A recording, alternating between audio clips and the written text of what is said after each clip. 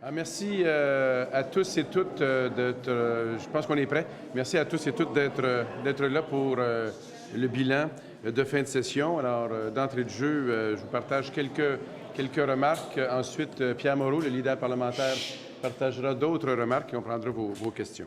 En même temps que nous procédions à l'élection d'un nouveau chef, nous avons offert aux Québécois une équipe parlementaire forte et constructive. Nous avons proposé des projets de loi importants, notamment celui en matière d'immigration qui favorise l'intégration en emploi et la reconnaissance des acquis à l'étranger. Dans quelques minutes, comme je le disais, Pierre Moreau vous fera quelques mots sur ces travaux.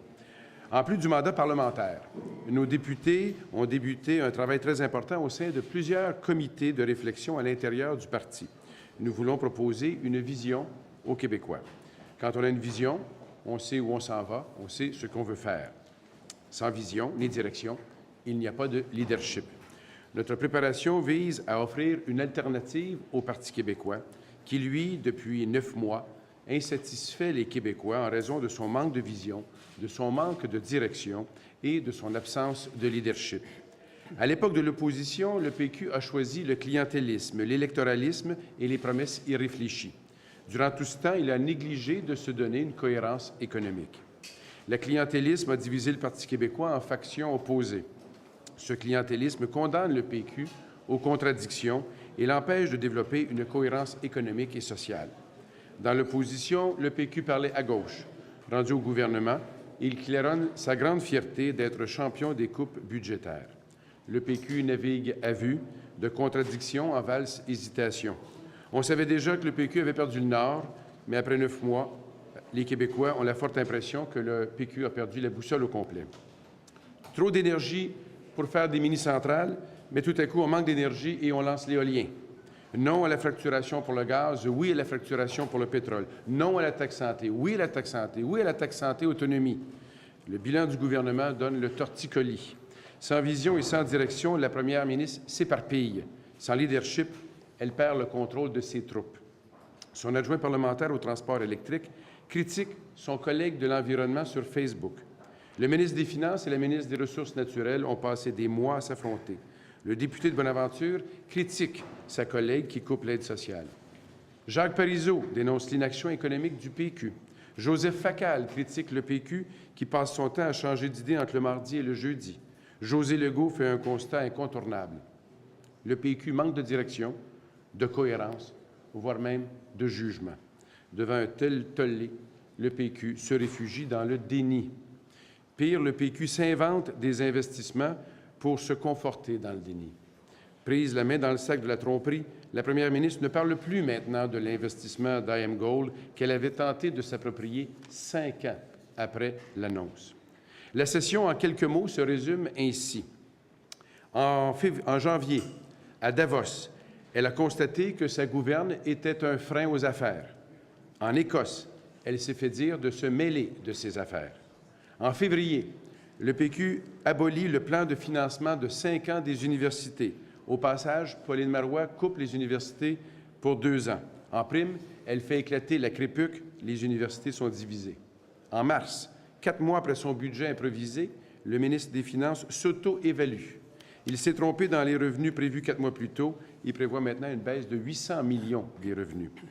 Il s'est trompé sur les investissements des entreprises.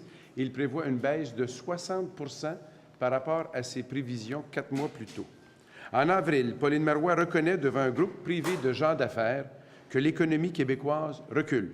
Elle va même jusqu'à douter de son engagement sur l'équilibre budgétaire. 10 jours plus tard, elle recule sur le recul et revient à l'équilibre. Quelques jours après que la Santé publique et la Commission des droits de la personne et de la jeunesse aient dénoncé les coupes à l'aide sociale, elle annonce qu'il n'y aura plus de coupure.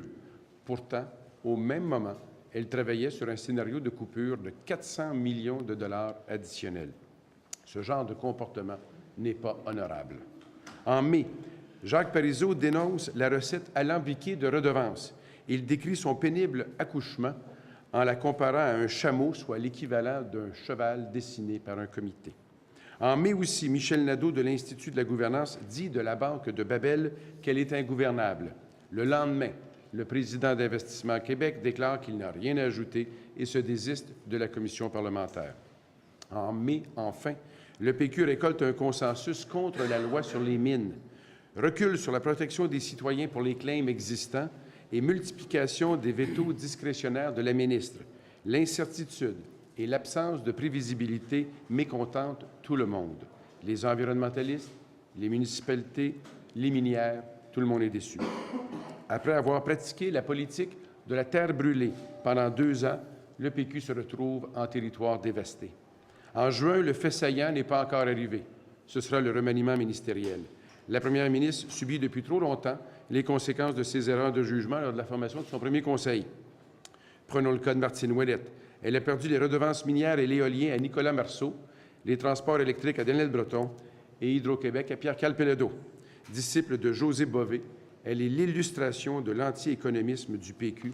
Un changement s'impose. En conclusion, le manque de vision et de direction du PQ saute aux yeux. L'à peu près, l'incohérence, les contradictions paralysent l'action que devrait mener le gouvernement. La conséquence, l'économie recule. Depuis le début de 2013, il s'est perdu près de 2 000 emplois au Québec. Pendant ce temps-là, 40 000 emplois créés en Ontario, 80 000 au Canada. Les investissements du secteur de la fabrication reculeront de 6,2 % en 2013, alors qu'ils augmenteront de 2,4 % au Canada et de 8 % en Ontario. Au mois de mai, l'indice de confiance des PME québécoises enregistre le recul le plus important au Canada. Sans compter toute la confusion créée autour du secteur des mines, du pétrole et du gaz qui affiche d'importants reculs en 2013. Après avoir affiché une croissance de 25,5 % en 2012, les investissements dans ces secteurs connaissent un repli de 14,1 % en 2013. Par ailleurs, le ministre prévoit une baisse de 700 millions dans les investissements miniers en 2013, une première en 10 ans. Le plan Nord est sur la glace. Le retrait du projet de prolongement de gaz métro sur la Côte-Nord est la meilleure illustration du ralentissement péquiste.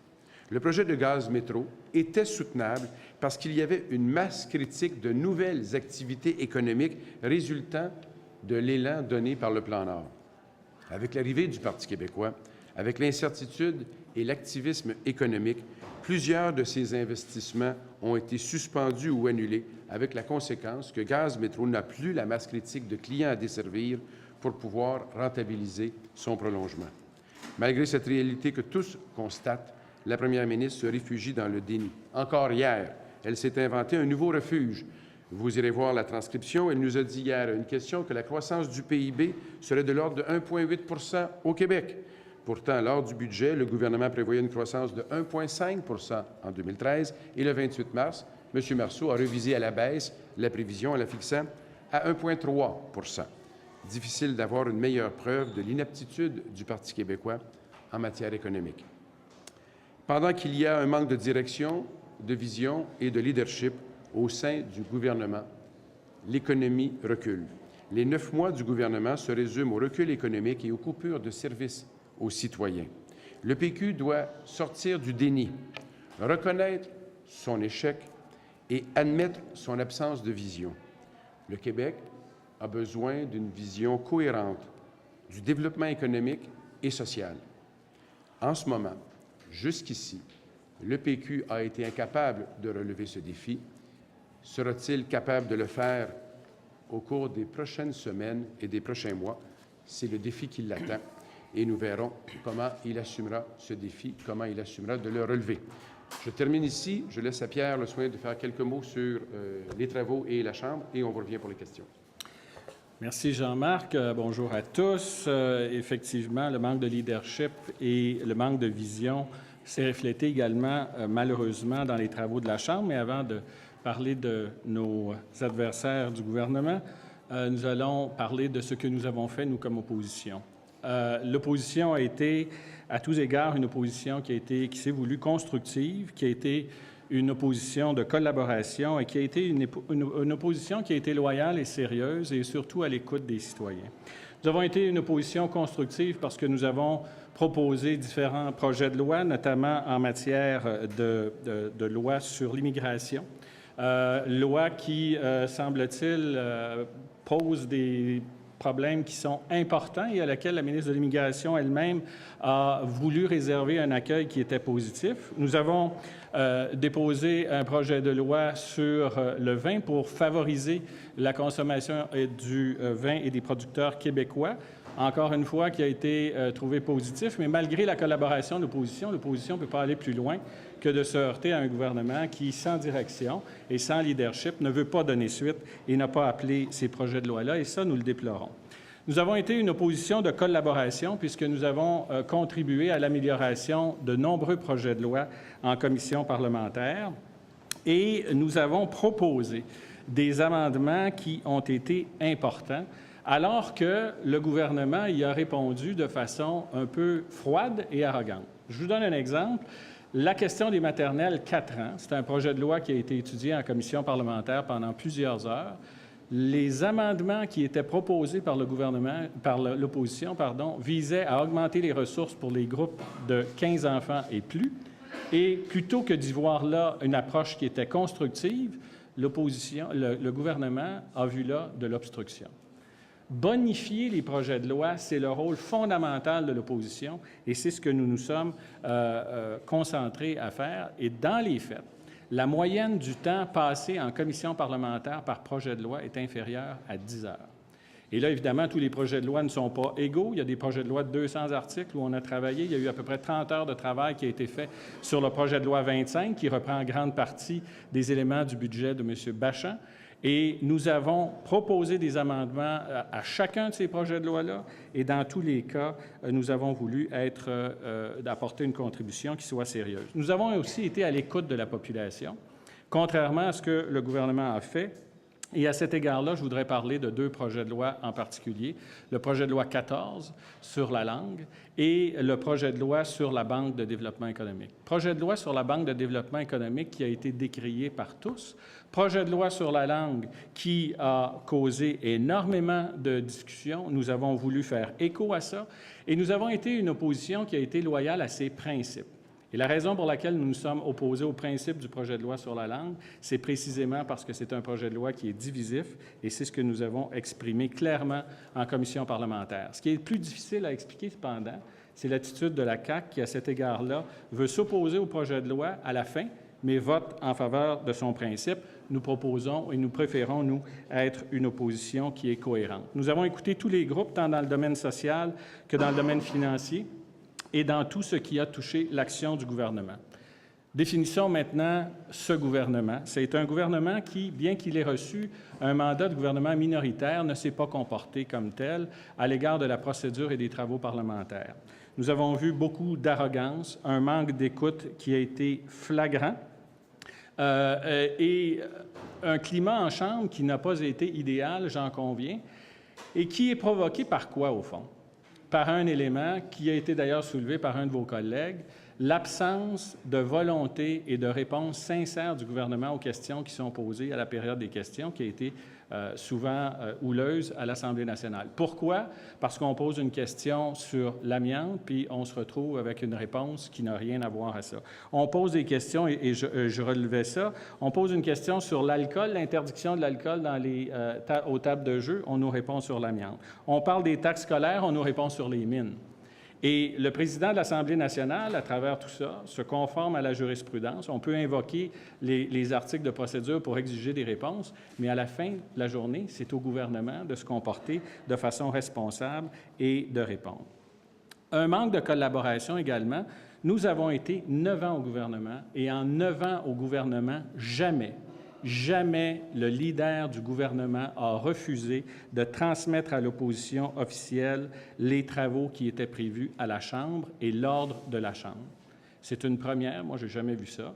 Évidemment, ça a été extrêmement difficile dans ce contexte-là. On a rétabli et tenté, et nous tentons de rétablir les ponts à titre d'opposition officielle, mais là on se retrouve en fin de session avec quoi? Avec un gouvernement qui a besoin de consentement, et qui, là, réalise sa position de gouvernement minoritaire et qui nous demande des consentements pour faire avancer des projets de loi. De façon générale, on ne peut pas dire qu'on a fait de l'obstruction. Il y a eu 18 projets de loi qui ont été adoptés. Je l'ai mentionné, peu d'heures en commission parlementaire, mais des heures qui ont été constructives et qui visaient à apporter des amendements. Et aujourd'hui, on a un gouvernement qui a agi de façon erratique et qui se voit dans l'obligation, vu son inaction pour les 8 derniers mois dans le dossier des éoliennes, de nous demander maintenant des consentements pour nous assurer de réparer le fiasco dans lequel il s'est lui-même placé. Merci. À la période de questions, je vous demanderai d'utiliser les micros privés à cet effet. On va débuter avec Martine Biron, de vous limiter à 2 questions. Oui, bonjour. Il serait étonnant que la Chambre de commerce de Montréal, malgré le fait qu'elle est très puissante, contrôle l'agenda du chef du Parti libéral. Donc, c'est un choix qu'a fait M. Couillard de ne pas être ici aujourd'hui. J'aimerais savoir pourquoi. Son agenda était prévu depuis un bon bout de temps, celui d'être à la Chambre de commerce de Montréal. Il y est. Par contre, il a souhaité, et je pense que c'était mercredi, procéder à son bilan de chef du parti. On n'est pas tout à fait comme Québec solidaire, mais on a un chef de parti, on a un chef parlementaire. Alors, en ce moment, on fait le bilan parlementaire, nous le faisons ensemble, et il a eu l'occasion de faire son bilan auprès de l'Assemblée. La session qui finit le 14 juin, là, c'est pas nouveau. Là. Il y a une décision qui a été prise de prendre cet engagement-là. Je vais vous dire aussi franc que je peux vous le dire. Lorsque les engagements ont été pris pour la Chambre de commerce qui se tenait aujourd'hui, et il n'y avait aucun problème pour nous dans la mesure où M. Couillard faisait son bilan cette semaine et qu'on le faisait vendredi. Il n'y a franchement rien d'autre que ça. Là. Monsieur Legault a dit que le moment de vérité pour une élection générale serait le printemps 2014. Est-ce que vous vous préparez pour une élection au printemps? Écoutez, c'est hypothétique. Ce que j'ai dit, j'ai pris la peine de m'arrêter un peu là-dessus en finissant mon mot. Il est bien évident que depuis 9 mois, on a une démonstration de contradiction en contradiction. La situation économique n'est pas bonne. On n'a que des coupures dans les services. Forcément, le portrait qu'on a, c'est l'incapacité du gouvernement à se donner une cohérence économique et sociale. Cela étant dit, et j'en ai profité dans mes vœux de fin de session tantôt, de rappeler au gouvernement que la balle est dans son camp. Je crois, ma lecture à moi, c'est que divisés en factions, ils sont incapables de se donner une vision cohérente pour tout le monde. Ceci étant, Mme Marois a ce mandat. 1, sortir du déni. 2, se dire, il y a une difficulté réelle, comment on va trouver des solutions pour le faire? Alors, on va laisser le gouvernement faire cela et on verra lorsque les échéanciers arriveront. M. Legault vous parlait du printemps parce qu'il y a un budget qui arrive au printemps. On sait qu'il y a là un vote qui est important. On verra, mais moi, en ce moment, on n'a pas encore franchi l'année d'élection. Je crois que les Québécois souhaitent que Mme Marois change d'agenda, qu'elle sorte du déni et qu'elle prenne les moyens pour connaître un premier départ. C'est même pas un nouveau départ qu'on lui demande, c'est un premier départ parce que jusqu'ici, elle a dit qu'elle avançait. Je crois qu'elle avance plutôt vers l'arrière. Alain Laforêt. Messieurs, bonjour. Bonjour. Est-ce que vous avez commis une erreur durant cette session? Laquelle? Ah, oui, bien, une erreur, je ne sais pas si c'est une erreur, tout au moins une insatisfaction. Vous avez vu tout le temps où on a travaillé à sortir, justement, Mme Marois de son déni. On n'y est pas encore parvenu. Alors, s'il y a une insatisfaction et donc possiblement des efforts supplémentaires qui auraient pu être faits, mais on ne se décourage pas. J'ai même profité des souhaits de fin de session pour lui demander de regarder le chemin à parcourir et de nous donner cette cohérence que les Québécois souhaitent avoir. Alors, de ce côté-là, il y a peut-être des choses qu'on aurait pu faire autrement, mais on ne se décourage pas. On va continuer. Donc, avant de passer à ma deuxième question, tout ce que vous avez fait, c'était bien. Il n'y a pas eu d'erreur. J'ajouterais, moi, on a peut-être fait une erreur. On a écouté le discours d'ouverture de Mme Marois qui disait qu'elle était pour être un gouvernement de collaboration. L'erreur qu'on a faite, c'est d'y croire. On pourrait se relancer comme ça. Elle a aussi dit qu'elle serait un gouvernement de transparence. Et encore aujourd'hui, je demandais des documents sur une coupure de 400 millions annoncée en décembre, qu'elle a dit qu'elle ne ferait pas au mois de mai, et dont on a une réponse d'accès à l'information. Les documents existent, mais le ministre des Finances a dit qu'il ne les avait pas, puis elle a dit la même chose. C'est incroyable. Donc, si je comprends vos explications, pour cette session, vous vous donnez une note parfaite. Nous, on regarde ça de notre œil et voici ce qu'on vous dit. Et on vous laisse à vous, évidemment, le soin de faire vos propres commentaires. D'habitude, vous avez tous un très grand talent là-dedans. Et on vous lit. Et notre bulletin n'est pas encore sorti. On voit que le notaire. C'est Le en notaire est des préparation. nôtres. Prochaine Bonjour. question. Je serais d'abord curieux d'entendre votre réaction aux accusations de M. Legault qui dit que votre chef est en mode hibernation. Ben, écoutez, je trouve ça franchement un peu drôle. J'imagine que c'est une hibernation active. C'est peut-être un nouveau concept. D'abord, avec Pierre, avec Raymond, Philippe a fait une campagne où je ne pense pas qu'on pourrait dire que c'était de l'hibernation. Il y a eu beaucoup d'activités. C'était pendant cette session-ci. Depuis ce temps-là, et il a eu l'occasion de vous le dire mercredi en faisant son bilan, combien il y a de l'action qui se passe au parti. Justement, un travail qui est lancé pour que nous ayons un plan de match bien défini. Quel est le problème que nous avons présentement? On a un gouvernement qui a passé ses années d'opposition à cultiver l'insatisfaction sans définir un projet cohérent en matière économique et sociale. Alors aujourd'hui, il se retrouve avec des factions un peu isolées en silos et il n'est pas capable de les ramener ensemble. Mme Marois n'a pas le leadership pour les ramener et donner une orientation claire. Ce qui est important, tirons la leçon. Donnons-nous une vision, une direction. C'est de cette façon qu'on pourra assurer un leadership, nous donner une cohésion économique et relancer, nous redonner l'élan économique que nous avions avant. Donc, il y a loin de l'hibernation. Je laisse à M. Legault ces épithètes-là. Justement, comment est-ce que vous interprétez le fait que M. Couillard était la principale cible de M. Legault dans son allocution aujourd'hui?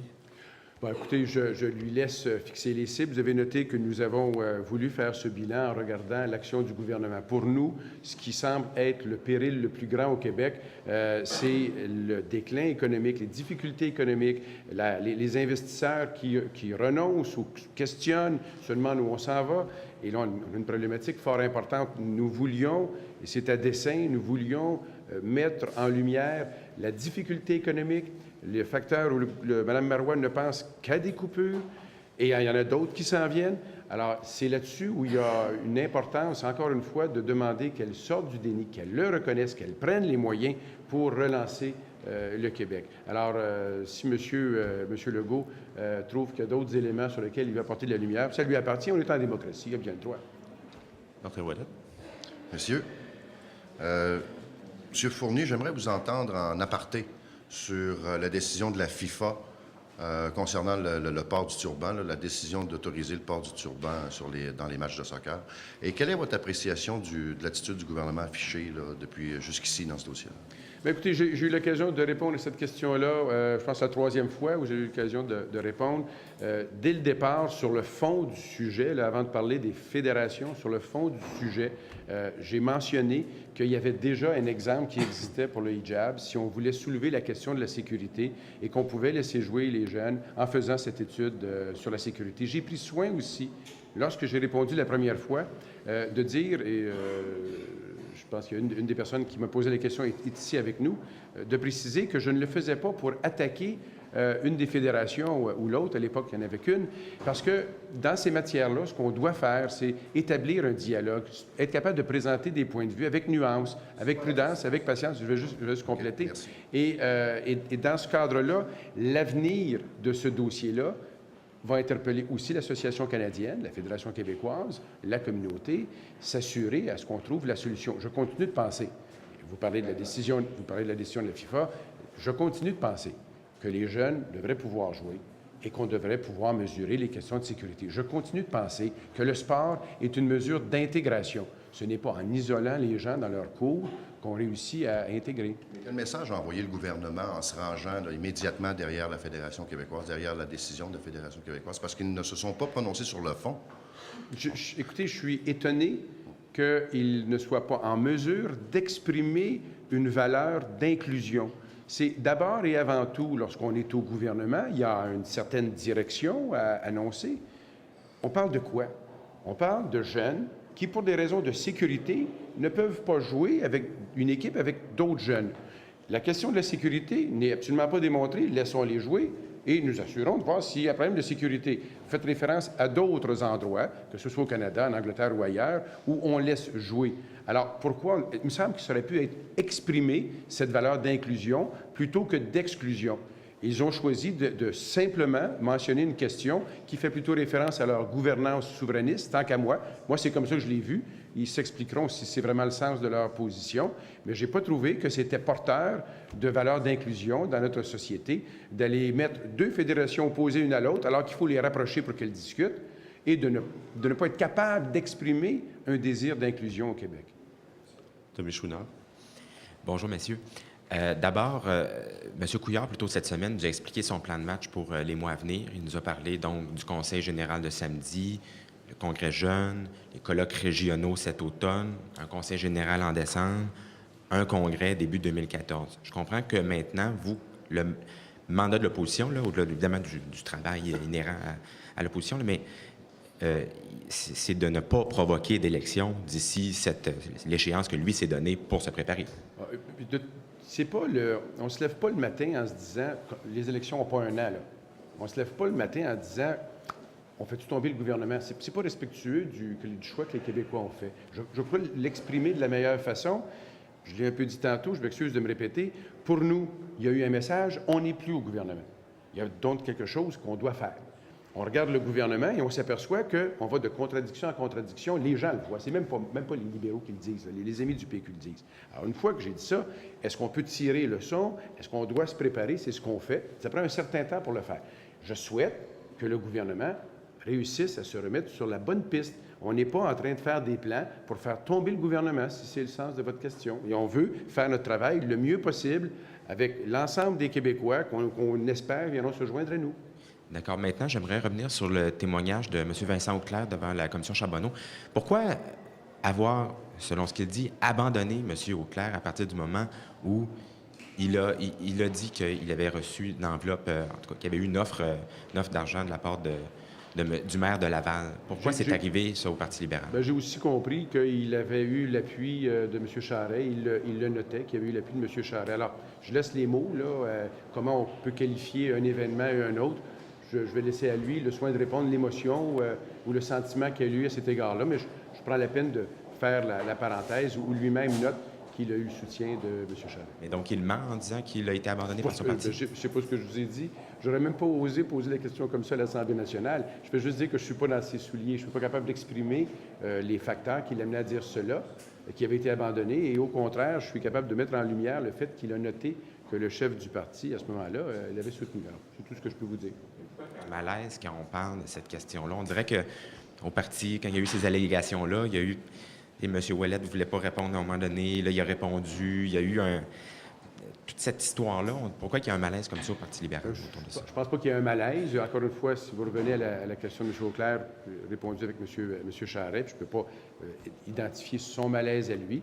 En toutes les questions et en toute matière où on parle soit de l'UPAC ou soit de la commission Charbonneau, il y a toujours une réserve qu'on essaie de se donner, de garder. Mme Marois a découvert dans les récentes semaines le concept de l'État de droit. Alors oui, il existe, puis nous, on pensait que ça existait avant aussi. Alors, il y a toujours une précaution à prendre. Alors, vous appelez ça un malaise, je pense que c'est plus une précaution. Simon Boivin.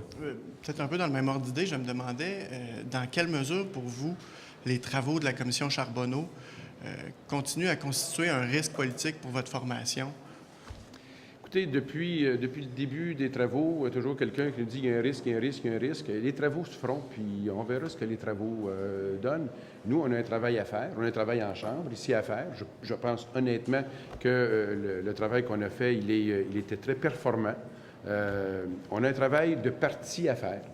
Puis, M. Couillard prend tous les moyens pour justement nous donner les outils pour présenter une alternative au Parti québécois, une alternative de cohésion économique et sociale. Alors, on fait nos choses qu'on a à faire et on laisse la commission Charbonneau faire son travail. On peut pas, autant tantôt je disais, on ne se lève pas le matin en se disant, est-ce qu'on va faire tomber le gouvernement aujourd'hui? On ne se lève pas le matin en se disant, bon, on arrête de faire nos choses. Il y a la commission Charbonneau, ils font les leurs, on fait les nôtres. Puis sur la question de l'espèce de sans faute que vous accordez là, dans votre évaluation du bilan de la session, sur la question des élections à date fixe, puis des fêtes juives, est-ce que vous ne reconnaissez pas avoir peut-être un peu mal jaugé de la situation? Le concept était de dire à l'avance, d'abord je peux prendre un pas de recul pour rappeler que c'est des élections à date non fixée. Je comprends que le titre, c'est élection à date fixe, mais ce qu'on sait déjà, c'est que cette loi-là ne s'applique pas pour les gouvernements minoritaires. Alors, commençons par la première date identifiée. Il ne semble pas, selon tous les connaisseurs, que cette élection-là va se faire à cette date-là. Cela étant dit, le concept élection à date fixe, ça va, on est pour. Il faut juste s'assurer, comme c'était dans le projet de loi initial, que M. Drainville a déposé, qu'il y ait une période de flexibilité qui permette, dans certains cas, de faire des adaptations. On a soulevé la question de l'adhésion, de la participation au vote en raison de fêtes religieuses, comme celle de crise, comme celle du H1N1 qu'on a connue. C'est un exemple qu'on prend parce que je ne dis pas que ça va arriver, là, ça n'arrive pas tous les ans, mais cela peut arriver, c'est déjà arrivé. Alors, l'élection, c'est un moment où on veut que la population soit à l'écoute, puisse avoir tous les moyens de se concentrer sur cet enjeu-là, même s'il se passe d'autres choses pendant une campagne dans la vie des citoyens. En même temps, un ministre doit réfléchir sur le principe fondamental, ce que je fais, va-t-il favoriser plus de votes ou moins de votes, plus de participation au vote ou moins? À cet égard-là, M. Drainville, lorsqu'il a décidé de retirer l'amendement, l'article initial sur la période de flexibilité, ça causait un problème. On l'a soulevé. Peut-être qu'en termes de communication, on ne l'a pas exprimé de la meilleure des façons, mais cela étant sur le fond des choses, il nous fallait un moyen d'assurer la participation. Alors, pour la fin, il y a eu cette période a été redonnée et la possibilité que les votes par anticipation soient plus intensifs, plus massifs que ceux qu'on connaît d'habitude permet de régler un certain nombre d'enjeux. Alors, sur le fond, on a obtenu ce qu'on voulait, s'assurer que la participation au vote soit une préoccupation du ministre. Michel Pépin. Merci, Daniel. Messieurs, bonjour. Bonjour. Quand je regarde les constats que vous faites du gouvernement actuel, l'évaluation du travail que vous faites du gouvernement actuel, pourquoi ne pas avoir déposé une motion de censure? Je sais qu'on a abordé cette question-là il y a quelques minutes. Vous allez me dire, il y a eu une décision là, des Québécois qu'on respecte. Hein? Mais si vous croyez ça vraiment dans votre fort intérieur et que c'est la conviction de votre parti que ça s'est passé comme ça, est-ce que vous n'avez pas une obligation, un devoir d'y aller d'une motion de censure? Oui, vous avez donné passablement la réponse à la question, mais ceci étant, oui, mais moi, c'est me savoir. Mais vous savez, on a une responsabilité. On constate, on demande au gouvernement de poser des gestes, on l'incite à sortir du déni. Je ne suis pas, tantôt je le disais, on n'a pas réussi, mais je ne suis pas découragé. On peut peut-être encore les amener à sortir du déni. Et à moins d'un an d'une élection, je crois qu'on doit respecter le sens de l'élection. Si on le faisait si vite, vous savez, M. Legault voulait le faire 3 mois après l'élection. Franchement, je pense que c'est irresponsable. Je pense que de demander de dépenser 100 millions dans les premiers 100 jours d'une élection, je pense que c'est totalement irresponsable. On doit tenir compte de la volonté des électeurs. Ils ont choisi un gouvernement minoritaire. Ça voudrait dire que le gouvernement devrait cohabiter bien mieux qu'il ne le fait présentement, qu'il devrait se préoccuper des enjeux qu'on soulève. Ne devrait pas constamment dire « tout va bien, tout est merveilleux » quand on voit les signaux les uns après les autres qui se rajoutent sur le recul économique. Alors, on est rendu où? On est rendu à se dire « ils ne sont pas à la bonne place ». On veut les y amener. Est-ce qu'ils seront capables de relever le défi? C'est encore entre leurs mains. Sont-ils capables de relever le défi de la cohésion économique et sociale? Et c'est à eux de l'établir et de le prouver. Dans notre fort intérieur, entre le constat qu'on fait et l'espérance qu'il change, il y a encore un bout d'espérance. Et cette espérance-là se fait dans le respect du désir des Québécois, qu'on travaille comme parlementaires et qu'on réussisse à s'entendre. Oui, ce bout d'espérance, cette patience, cet espoir, c'est quoi la limite de ça, là? Vous me dites 3 mois, c'est irresponsable. Là, ça fait 8 ou 9 mois, je ne sais pas trop, c'est pas le bon moment. C'est difficile pour moi de répondre à votre question autrement que de vous dire que le plus tôt possible que Mme Marois arrête de dire « tout va bien » et se dit « bon, j'ai quelques problèmes, je vais prendre le taureau par les cornes, je vais demander à M. Marceau de venir me voir, on va essayer de relancer notre économie, quels sont les outils qu'on pourrait avoir. » Forcément, là, il y avait deux facteurs pour son budget. Il y avait une banque de développement qui ne fonctionne pas, qui était ingouvernable. Puis, il y avait un crédit d'impôt pour les grands investissements, mais il n'y en a pas eu.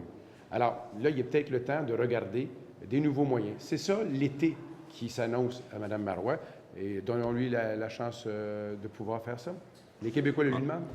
Juste pour être clair, concernant M. Couillard, chef du Parti libéral, là, il est imputable pour ce qui se passe ici à l'Assemblée nationale. n'est-ce pas? Je veux dire par rapport au travail du Parti libéral et des élus libéraux. Il vient certainement assez souvent ici pour pouvoir répondre. Pas aujourd'hui répondre à nos questions à cet égard. D'accord. S'il est imputable. Oui, d'accord. Je veux juste savoir s'il l'est. Oui, puisqu'il l'est, il était ici mercredi. Il l'est comme chef de parti. Il a fait son bilan comme chef de parti. Il est de tradition, lorsqu'on est à la fin d'une session, de faire un bilan parlementaire. C'est pas tout à fait Québec solidaire, comme je le disais tantôt, mais il y a un chef parlementaire, il y a un leader parlementaire, et nous faisons ce bilan. Et M. Couillard est à Montréal, comme parfois il était en Gaspésie il n'y a pas longtemps, et je vais vous dire, on en est très heureux. Je vais l'ajouter, très heureux. Parce que quand on doit faire œuvre de développer une vision qui va amener le Québec à avoir une cohésion économique et sociale, de ne plus vivre dans les contradictions et les valses hésitations, il faut être capable d'aller dans toutes les régions du Québec, prendre le pouls, trouver la bonne solution. Et c'est ce qu'il fait. Et pour nous, franchement, c'est peut-être le meilleur message qu'on peut passer aux Québécois. Déçus du PQ, nous prenons les moyens pour être une alternative qui ne fera pas comme eux. On va tenter d'accélérer. Michel David. Oui, bonjour, monsieur. Vous avez refusé votre consentement aujourd'hui à une motion du gouvernement, je parle de la deuxième version, là, qui demandait de transférer en bloc le financement prévu pour les infrastructures afin de respecter les compétences exclusives du Québec, etc., etc. Il me semble que ça a toujours été la position du Parti libéral, ça, de demander le transfert en bloc, à peu près de façon intégrale. Monsieur Couillard a exprimé, disons, des velléités de rouvrir le dossier constitutionnel éventuellement. Ce qu'il faut comprendre qu'à partir du moment où il y aura une nouvelle position du parti, elle sera de revoir les demandes à la baisse. Non, il faut. D'ailleurs, la question que vous posez est une question qui est éminemment visée sur la procédure. Il y a eu une motion hier qui a été présentée et qui voulait nous faire jouer dans le film. Oui, un instant. Celle d'hier voulait nous faire jouer dans le film de la gouvernance souverainiste. Et je vous le dis tout de suite, ce ne sera pas une surprise. On n'embarquera jamais dans ce film-là, de faire les chicanes avec Ottawa. Aujourd'hui, le Parti québécois a choisi de présenter cette motion-là comme une deuxième. Elle avait besoin d'un consentement. Sur le fond des choses, la position du Parti libéral n'a pas changé, mais on n'acceptera pas d'être amené dans un jeu qui ferait en sorte qu'on voudrait dénoncer le gouvernement fédéral pour alimenter la gouvernance souverainiste qui, entre vous et moi, ne semble pas lever tellement. Moi, je comprends, là, mais le libellé, vous êtes d'accord avec ça, dans le fond. Là. Vous avez voté contre, mais vous êtes d'accord. On n'a pas voté contre la motion. Cette motion-là n'a pas été... débattre. On a refusé d'en débattre ce matin. Pour quelle raison? Elle est présentée par le ministre des Affaires intergouvernementales canadiennes. Hier, elle était présentée par le ministre des Finances. Essentiellement, ce qu'on veut faire, puis c'est cousu de fil blanc et de gros fil blanc, c'est de nous faire jouer dans un film dans lequel on ne jouera pas. Monsieur le ministre des Affaires intergouvernementales canadiennes cherche par tous les moyens à essayer de faire lever la ferveur sur ce qui est sa gouvernance souverainiste, qui s'est résumé à un papier de 5 points qui, à toute fin pratique, est vide. On ne l'alimentera pas pour lui permettre de remplir un papier qui, à l'heure actuelle, est vide. Il y avait un congrès au début de 2014, quelque part par là. Est-ce qu'il va y avoir une nouvelle position constitutionnelle du Parti libéral qui va être adoptée à ce congrès-là? Il y a plusieurs chantiers qui sont lancés, que ce soit en matière sociale, notamment dans la santé, chez les aînés, beaucoup en matière économique aussi. Il y a un chantier d'identité aussi qui est lancé. Enfin, je pense qu'il y a 8 chantiers, il y a plusieurs missions. Là, je pense qu'il y en a été question avec M. Couillard cette semaine, pour ceux qui étaient là. Alors, il y en a plusieurs éléments qui sont sur la table. Il y aura, dans tous ces éléments-là, il y aura toujours des éléments qui mettent en relation la question des relations du Québec avec l'ensemble canadien, que ce soit avec le gouvernement fédéral ou avec les autres provinces. Alors, au cours du développement de ces positions, vous verrez émerger une alternative au Parti québécois. Et les militants auront à débattre de ces questions-là. Donc, il serait un peu... chose que vous voudriez voir éventuellement inscrite dans la Constitution? Je suis obligé de vous dire en ce moment que les chantiers sur différents thèmes sont... Les députés y travaillent, les membres y travaillent. Je ne vais pas préjuger à l'avance de ce qu'ils vont y mettre. Ils y travaillent, ce sera débattu par les membres. Et à ce moment-là, on va déposer une offre d'alternative aux Québécois. Et il y aura des dimensions, évidemment, qui n'isolent pas le Québec, là, des dimensions qui concernent nos relations avec les autres provinces, avec le Canada, avec le monde, comme on n'a jamais nié ou on n'a jamais résumé notre action à simplement au Québec. On a voulu avoir les meilleures relations, les plus grandes relations à travers avec tous les partenaires du Canada comme du monde. Geneviève Lajoie. Je veux renchérir un peu sur la dernière question. Donc, est-ce qu'on comprend qu'il y a un chantier à l'heure actuelle sur la question constitutionnelle au Parti libéral? Non, j'ai dit qu'il y a plusieurs chantiers. Il y en a là-dessus. J'ai dit qu'il y en a un sur l'identité, il y en a sur l'économie même, quand vous regardez les matières sociales. Dans tous ces chantiers-là, par exemple, M. David, je le connais bien, puis il me connaît bien aussi, lorsqu'on parle des matières sociales, forcément, on peut s'arrêter sur l'entente sur la santé. Et là, on constate qu'il y a des milliards de dollars qui viennent du gouvernement fédéral dans des négociations qui sont faites. On parle de la santé, les gens vont dire « Ah, c'est Québec. » Non, mais il y a des relations fédérales-provinciales. Ça interpelle des questions constitutionnelles. Incidemment, je me souviens qu'on a demandé, je m'excuse de faire une réponse longue, à un dernier caucus qu'on a eu au Lac-Beauport, je me souviens d'avoir dit au gouvernement qu'il doit travailler au renouvellement de l'entente sur la santé. Je n'ai pas beaucoup entendu parler, soit dit en passant. Faire des chicanes, oui, mais travailler à bâtir, plus difficile. Donc, plusieurs chantiers dans lesquels il y a toujours, dans plusieurs de ces aspects, des dimensions qui concernent les relations soit avec les autres provinces, soit avec le gouvernement fédéral, ou soit même avec le monde. On ne va pas limiter les discussions. Ceci étant, je ne vais pas vous dire aujourd'hui comment va s'écrire et quelle soit la conclusion de chantiers qui viennent d'être lancés et qui doivent cheminer jusqu'à un congrès. Ça appartient aux membres. Alors, on va les laisser faire ça, mais il va y avoir forcément des dimensions qui concernent le Canada et les autres provinces. Vous avez parlé beaucoup de l'importance de M. Couillard en région dernièrement. Je voudrais vous entendre, je voudrais avoir votre avis, M. Fournier, sur l'importance de M. Couillard ici à l'Assemblée nationale et d'être élu aussi comme député. Oh, bien, écoutez, je pense qu'on peut tous dire qu'on souhaiterait en même temps qu'il soit élu et en même temps qu'il puisse être sur le terrain, préparer l'alternative. Ceci étant, ça arrive dans la vie démocratique, des fois c'est comme ça. Il y a un chef qui part, il y a une course à la chefferie, il y en a un qui arrive, il n'est pas député. Le choix qui est fait, il n'est pas caché, le choix qui est fait, c'est qu'il puisse aller le plus possible en région, toucher au plus de monde possible, s'imprégner des besoins, s'imprégner des solutions, participer avec le parti à offrir une alternative. En même temps, s'assurer que nous ayons comme opposition officielle une équipe aguerrie, constructive, dynamique, qui est capable de faire le travail d'opposition. Franchement, je vais vous laisser faire le bulletin, bien sûr, et vos commentaires. Moi, je pense qu'on fait le travail très convenablement au Parlement. Alors, pour l'instant, ce n'est pas une situation qui est nouvelle. C'est une situation que je trouve utile pour le Québec. On fait le mandat d'opposition parlementaire qu'on nous a demandé de faire et on a un chef qui met toutes ses énergies à préparer une alternative à un gouvernement qui rend insatisfait les Québécois après 9 mois de gouvernement. Une dernière question en français de Jessica Nadeau.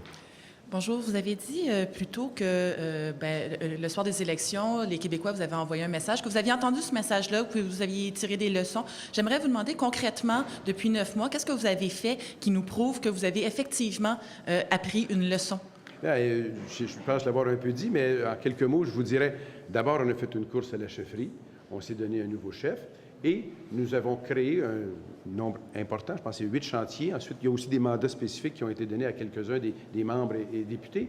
Nous avons le chef qui va partout en région pour aller s'imprégner, comme je le disais, des besoins et des solutions éventuelles. On a compris que le Québec a besoin de cohérence économique et sociale, que pour y arriver, on doit avoir une vision, on doit avoir une direction, que pour assumer un leadership qui rassemble plutôt qu'il divise les membres de l'équipe même d'un caucus, on a besoin d'établir cette vision. Et c'est ce que... Vision-là avant, c'est ce que vous avez appris? Bien, on a appris qu'on n'a pas gagné avec la dernière élection. Et donc, on doit établir une alternative au gouvernement actuel avec les défauts qu'on y voit. On ne présente pas toujours la même plateforme à chaque élection. Ce sera ennuyant pour vous et puis pour nous aussi. Alors, vous parlez du gouvernement actuel, mais comparativement à votre gouvernement, à vous, là, vous dites il a fallu apprendre une leçon, vous avez appris une leçon. Là, vous vous mettez en opposition avec le gouvernement présentement. Mais qu'est-ce que vous avez fait de mal aux dernières élections que vous avez changé? Je ne suis pas moi le spécialiste pour dire ce qu'on a fait de mal aux dernières élections. Je constate qu'aux dernières élections, nous n'avons pas gagné. Forcément, j'en tire une conclusion. On peut être en désaccord. Il y a peut-être des gens qui pensent qu'on avait vraiment une belle formule, mais on n'a pas gagné. Alors forcément, il faut renouveler l'offre. Et quand on y arrive, on ne la fait pas de façon désincarnée du présent. Le présent, c'est quoi? C'est un gouvernement qui, mois après mois, dans un déni, n'est pas en mesure de constater que l'élan économique que nous avions donné comme équipe gouvernementale s'est ralenti, que nous avons un recul économique et conséquemment, tout ce qu'on a, c'est des coupures de services. Et je ne pense pas que ce soit la solution que les Québécois cherchent. D'ailleurs, on décèle un certain nombre d'insatisfaits. Alors, on travaille à renouveler une offre pour qu'il y ait une réelle alternative. Les campagnes électorales servent à ça. Et quand un gouvernement rend les Québécois insatisfaits, je pense que les Québécois souhaitent qu'il y ait une alternative. On travaille là-dessus. On va prendre les questions en anglais. Angelica Montgomery. Yes, you had named a couple of the things that you consider to be missteps from the last government. I'll bring you up a couple of other events that happened this session. Daniel Breton was seen falling asleep in the Blue Room. The Parti québécois voted against itself. Pauline Marois warned the Charbonneau Commission to be prudent. There was the change in the mining regime from the promised statement. What kind of lasting impression do you think this would leave in the minds of the public, if any? Is it possible to turn the page? Well, there's a challenge for the government. Certainly, there's a challenge. You name things that happen. We name others. The perception of the public, if you ask a question to your neighbor or people that you know, your friend, even to friend of the PQ, if you ask the question, what do you think about this government? Where is this government is going? The answer, we don't know. We are going from contradiction to contradiction. And at the end, there's no coherence in the economic development of Quebec or social development of Quebec. So people are saying this government has no vision, has no direction, and has no leadership. That is why we are preparing an alternative. That is why we are, with Monsieur Couillard, on the field in the region. Interrupt you because I understand we're short on time and I have to get my second question in. What do you think are the main missteps of this government? Can you name some of them for me? Well, I name many of those mistakes. Sorry, I name many of those mistakes. But when you look at decision going from they announced themselves in the election as being a left party. And in fact, they are just doing cuts in services. They are not working on any plan of economic development. When you look at their budget, they have two tools, a bank, ungovernable, and a tax reduction that is not used by anybody. So at the end, they've got no tools to work on the economic development of Quebec. And when we asked them to work on that and develop those tools, they said, well, everything's going fine. Everybody knows that. It's not true. So they are, if you want to see the main thing about what is missing is the fact that they don't know what to do. And the reason is probably, and I'm sorry to be too long, the reason is probably what they did when they were in opposition. They didn't work to propose a vision. They just had people that was unsatisfied in a section of their party. And they didn't work to create a real party able to think about social and economic issues. A year ago, the PQ government likes to point out we were in a social crisis. Now we're not. What part of that do you think is owed to the new government, the PQ government? And what role do you think the Liberal Party, is that what you were talking about when you said we have to reinvent ourselves because it clearly didn't work at the election? We can look at the back, look backward, or look forward. You think about last year, well, I can tell you that now, where we are, university has no more a 5 years plan of financing, so they don't know what to do for the next 5 years. There's cuts for the 2 first years. They were supposed to have more money for 5 years. They start with 2 years with less, and we don't know what's happening for the other 3 years.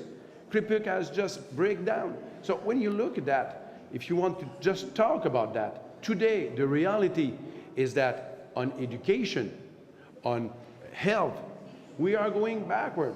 On economy, it's really, I don't want to use words too strong, but everybody can see that we are not in a good position. We've got unemployment. We've got less, 2,000, there's a minus 2,000 employees since the beginning of the year. 40,000 in Ontario, 80,000 in Canada. Just look at that number. And so the problem is that they don't have any vision on economy, so we've got problem with social. And on Bill 14, your decision to oppose the bill at all means it's sort of in striking contrast with the CAQ, which says that it's going to be actively engaged in trying to make the bill better. What is the risk for you and your party of being perceived as not being a staunch defender of the French language to want to enhance the language? Well, the principle, when you are a party, you've got values and principle, and you fight for that. That's democracy allow us to have different kind of thinking. We think that to develop French in Quebec, you do that with measure of accompagnement, or you accompany businesses and people so that French has a great importance in Quebec. You don't do that with punitive measure. That is our position. The position of the CAQ is we are for it, but we are against it, and we will fight against it, but we will vote for it. CAQ is everywhere, CAQ is nowhere. Well, they don't have any principle. Just one thing, thank you for your question. You know what Mr. Legault did today? I read that in his own communique. He said that Madame Marois has always tax in mind. Raising tax is the first thing Madame Marois have in mind. You know what Mr. Legault had in his own platform at the last election? Raising dividend and gain capital taxation. That was his proposition. It is the last thing to do if you want to create growth in Quebec. That is his position. I remember on 14 and on taxation, Monsieur Legault and Madame Marois, probably the same family. Will you work to make Bill 14 better or change it in any way in the hearings in the fall? Very easy. The principle of 14 is a principle of punitive action. We are against that principle, so we vote against the principle. That is our principle. Respect our principle and values. Dernière question. Mr. Fournier, I have to ask you briefly about the FIFA decision that came down on the turban question today. What do you think the reaction should be now? And are you at all concerned about how this entire situation and how it was handled reflects on Quebec outside of this province? Of course, when you've got reaction as we see elsewhere in Canada, but also in Quebec, you remember that on those kind of issues, nuance are very important. And we've got to discuss those issues with respect for everyone. Respect for the community, respect for the Quebec Federation, respect for the Canadian Association. I think that's important in many kind of subjects, but those kind of subjects, we're talking about people living together. How we can manage to have a society where everyone have his place. That is the first value we should have as do people doing politics. So we said 2 weeks ago at the beginning, we said, we think that the hijab solution should be used. Let the children play, look at the security measure during that time. And please don't see in those words a comments against anybody.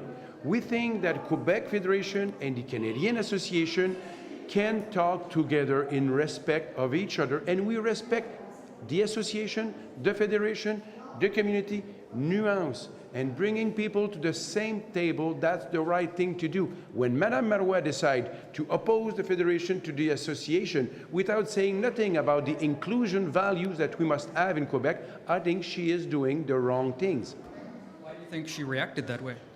Well, I think that's my perception. I don't want to tell you that I'm 100% right on it, but I think that the principle that the PQ has as the only common principle for every member of them is separation. And I think that she saw in that field a way to promote another problem, create a war against Ottawa by saying, well, that's the Canadian Association against the Quebec Federation. Certainly, that's a very bad reaction of Madame Marois. I have to ask, because you've already been, you will be attacked, I'm sure, by the PQ on this level later on. It's been their repeated message in the House, and that is you criticize the PQ for a lack of leadership, but they will tell you that your own leader is not in the National Assembly to answer questions about your party's policies. So how do you respond to that? Well, as I said before, we just had a leadership race. And a good race, I must say. We had 3 good candidates. One of them is at my right. Very good candidate, and Mr. Couillard is the leader chosen by the members. And we've got a great team in the National Assembly.